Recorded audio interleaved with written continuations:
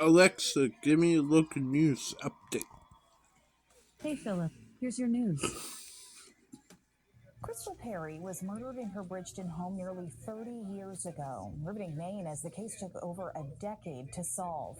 Perry's daughter, Sarah, was just 12 years old when her mother was killed.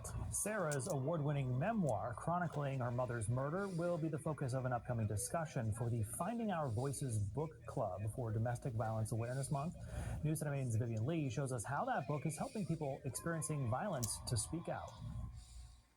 Sarah Perry remembers waking up to her mother's screams, fighting for her life in the kitchen just down the hall from her closed-door bedroom.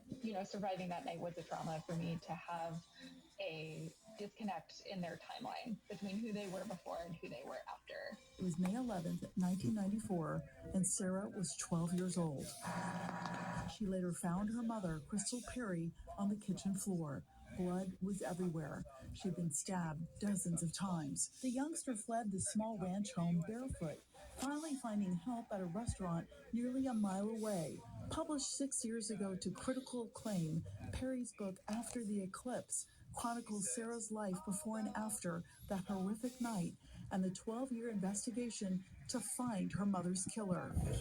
DNA evidence finally led to charges against Michael Hutchinson, who lived about a mile from the single mother's home, but the two did not know each other. Sarah testified about the loss of her mother at Hutchinson's sentencing in 2007. And I can imagine having a wedding without my mother there. Hutchinson, who maintains his innocence, is serving a life sentence. So grief continues forever. So I don't know that it made that better.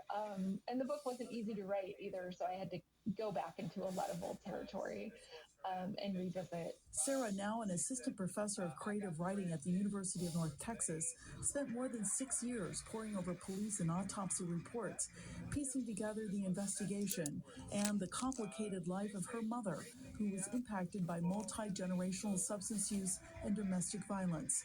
A story that is helping break the shame and silence of countless survivors. Women coming up to me after readings and saying, the violence in this story reflects my own experience and allowed me to think through what I have experienced. It is controlling. Sarah will discuss her book during an online Finding Our Voices Book Club event this Monday at 6 p.m. as part of Domestic Abuse Awareness Month.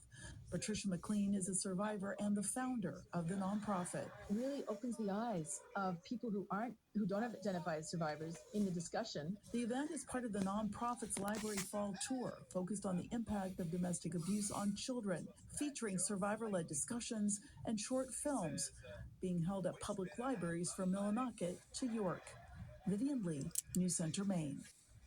We will have much more information on how to sign up for that Finding Our Voices online book club discussion in the News Center Maine app.